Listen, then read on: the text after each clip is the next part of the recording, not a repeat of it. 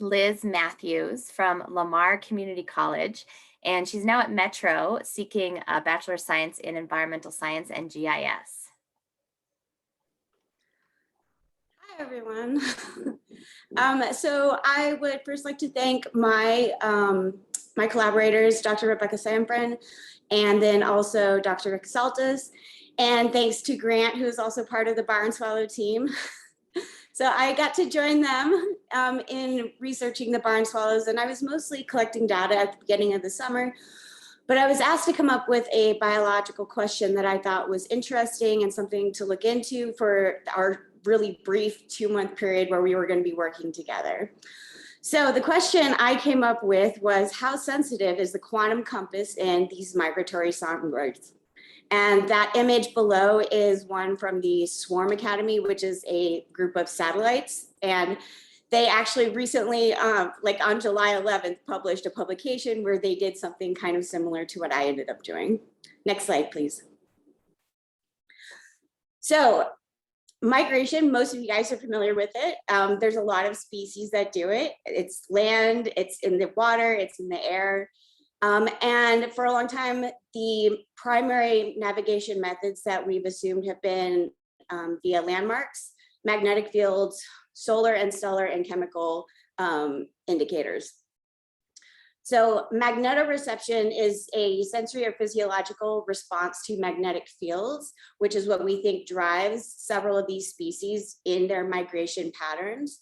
And so one of the things that I thought was very interesting was the idea that when they came up with these ideas of how this was happening, like their first thought was, oh, we have these magnetic particles, magnetite particles in the blood and body. And they studied that for a while and they said, no, that's not really working. And then there was this idea of the ampule lorenzi, which is still considered to be active. It detects electrical potential difference, but it's mostly in aquatic species, so not barn swallows so much. But the most recent discovery was one about cryptochromes. There's a particular cryptochrome, it's a protein in the eye called Cry4, and it produces a radical pair mechanism, which is that when blue light hits it, it sends off 2 electrons that create a subtle electric field, basically in the brain of the animal, which makes them super sensitive to magnetic fields. So I thought that that was super compelling and interesting, but my question was then, if we see this in these macro movements where lots of animals are moving together over large spaces, but this is a quantum mechanism, would we see something smaller on a small scale? Given the data that we had and the tools that I had, I wanted to know if there was any way we could combine these to see like localized, quantum mechanisms. Next slide, please. So this is the Cry4 cryptochrome and how it works in the eye of the European robin, which is a similar species. And actually the robin is one of the most sensitive species to geomagnetic fields. In fact, there's a wide variety of, and a big spectrum of like sensitivity within species and amongst different species.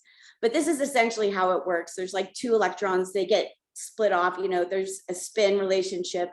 And the way that they recombined makes a difference in the behavior and the movement of the animal. Next slide, please. So the European Space Agency, they have this thing called Swarm, which is, it started off with 3 satellites, the same kind of satellites set across the world, but now there's 4. And they essentially did the same kind of thing, where what they did was they tried to track geomagnetic fields. I put up the total field intensity and horizontal intensity, but there's usually like 4 or 5 different things that you can measure. And what they did was they measured, or they mapped these white geese and their movement. And you can tell that there are these trends that kind of emerge when you look at it from these different perspectives. So next slide, please. So I'm glad you guys got to all see Jay and Nick's presentations first on space weather, because I'm only going to briefly touch on that.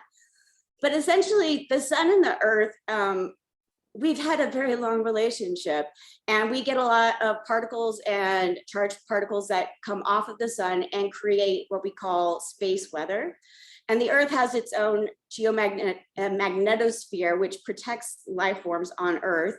And so some of the events that happen on the sun will affect life on Earth, but to what extent, we're not really sure. And what I was wondering was also, to what extent has it helped different species evolve? So there's something called heliobiology, which is the study of how the sun affects earthly organisms. And then there's the magnetosphere, which you guys are familiar with. There's also sun cycles, which go from 11 to 22 years. It's basically a roughly 11-year cycle is a halfway point, and then 22 years is roughly the full cycle of like solar spots and solar storms. And so the sun will go up and down in peaks, highs and lows with these, basically with these photon extensions that hit the Earth. The K index, which was talked about earlier today, luckily, quantifies disturbances in the horizontal component of Earth's geomagnetic field.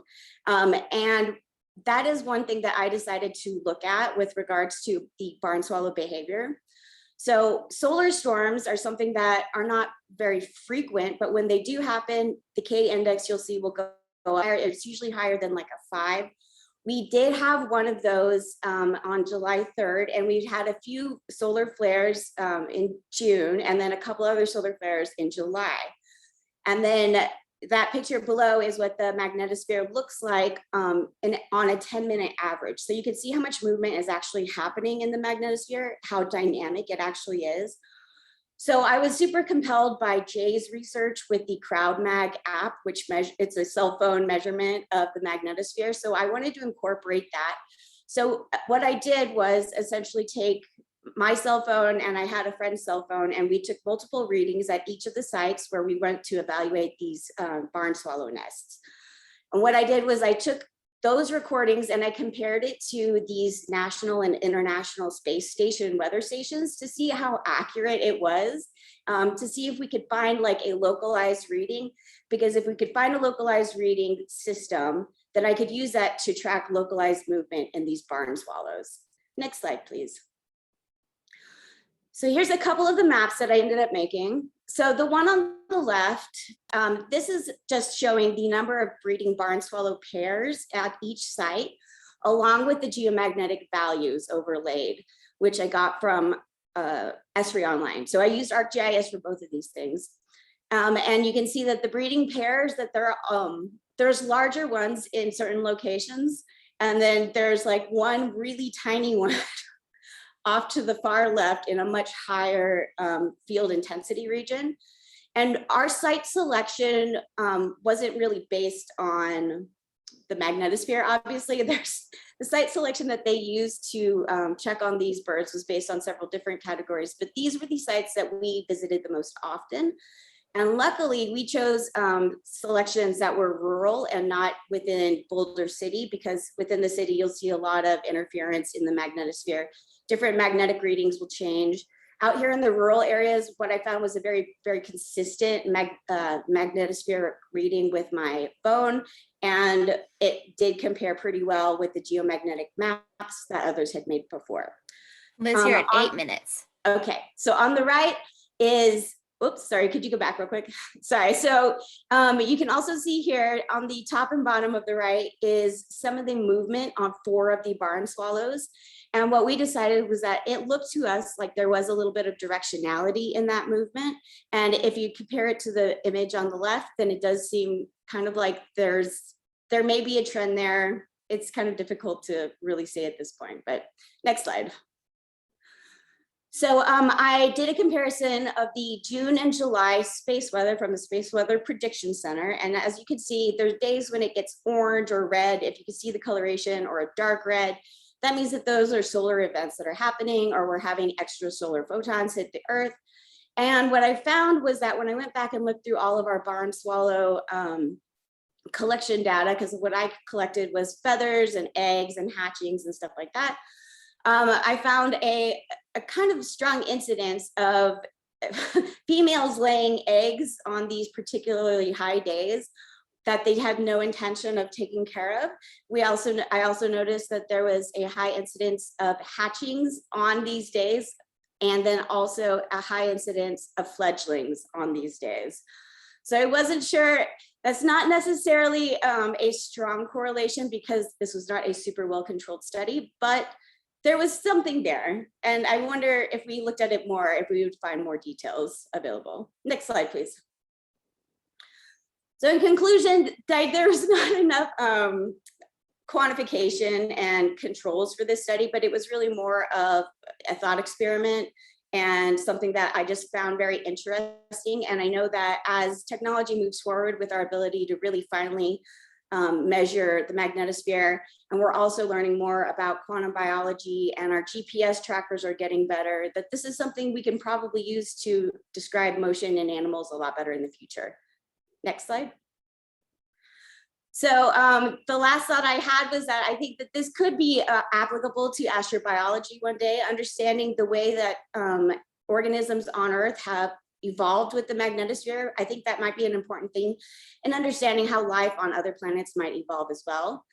And I think I'll wrap it up then with our last couple slides. These are the space weather areas, and RECCS and NASA and NOAA and CrowdMag. And yes, I think that is it. Thank you so much. Those are my references. All right, great. Thank you so much, Liz. Thank you. And if anyone has questions, please submit them in the chat or in the comment section on Facebook Live. We'll have Liz respond to them and post them back, her answers on Facebook or in the chat. In the interest of time, I am going to move on to our last speaker here.